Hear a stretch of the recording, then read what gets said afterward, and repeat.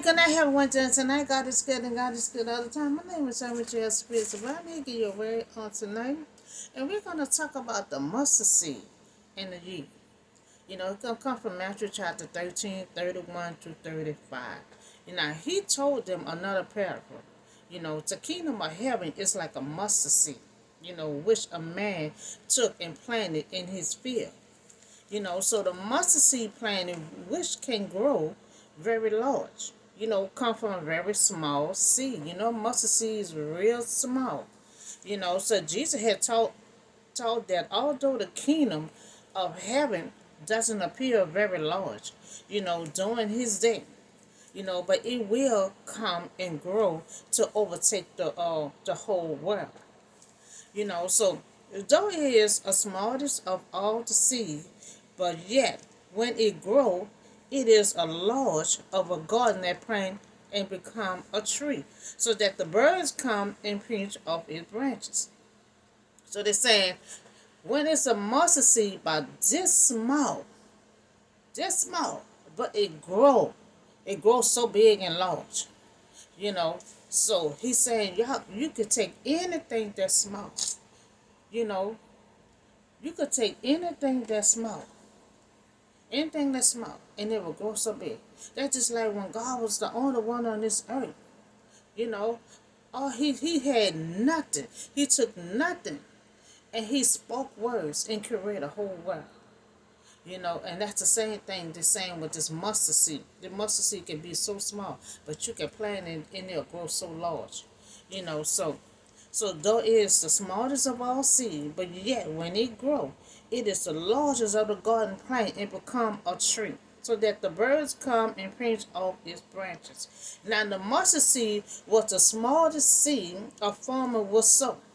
Jesus used this parable to show that the kingdom, has had small and seemingly insignificant beginning, but will grow and produce great results. Now he's saying the heaven has started out small.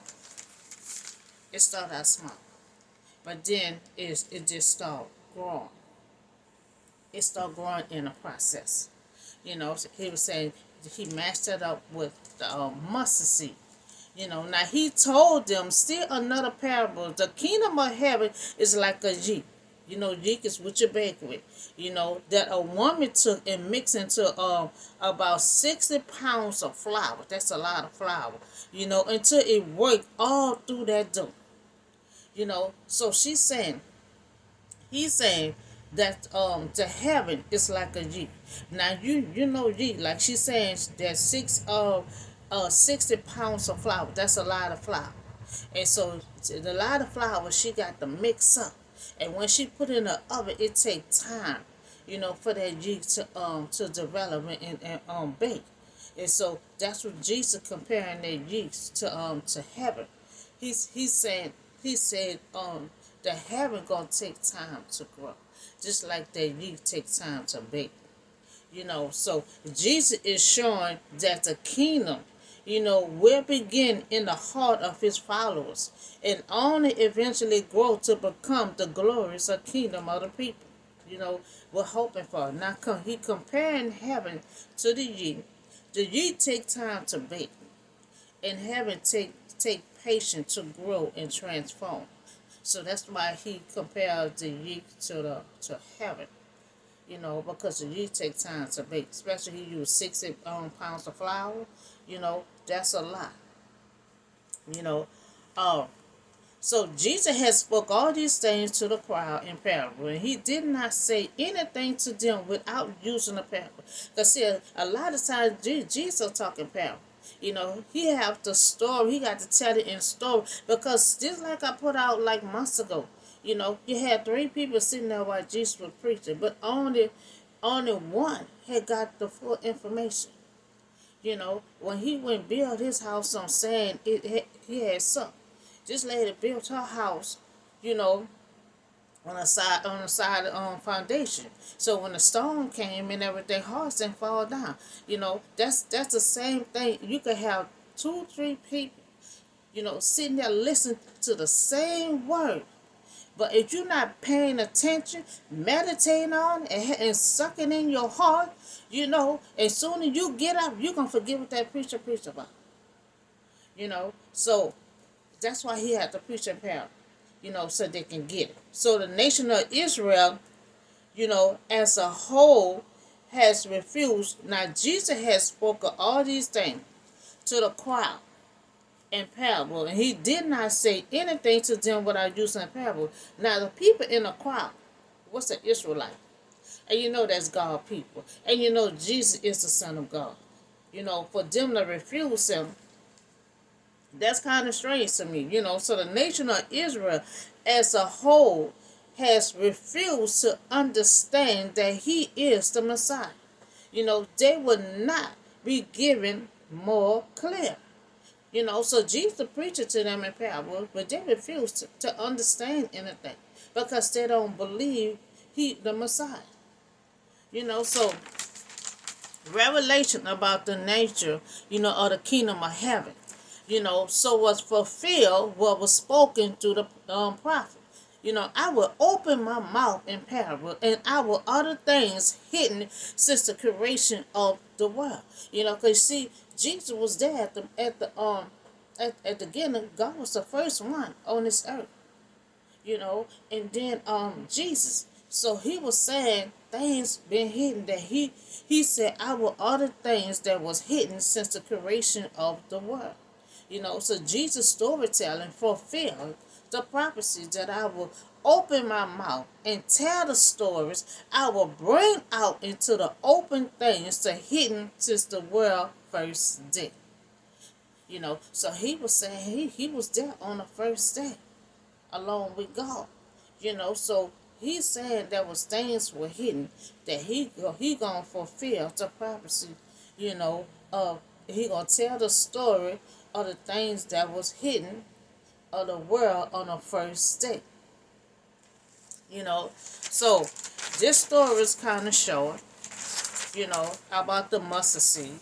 The mustard seed is so small, but you plant that mustard seed, it grows so large. That's just like when you first get your business. You know, you first trying to build up your business, and it's so small. You just starting out, but then all of a sudden it just start growing and start blossoming. So that's the same thing with a mustard seed. You could take anything and you can work with it. That's just like with that lady that widow with Elijah. She ain't had nothing and needed something to pay her bill. Elijah said, "What kind of tools you got in your house?"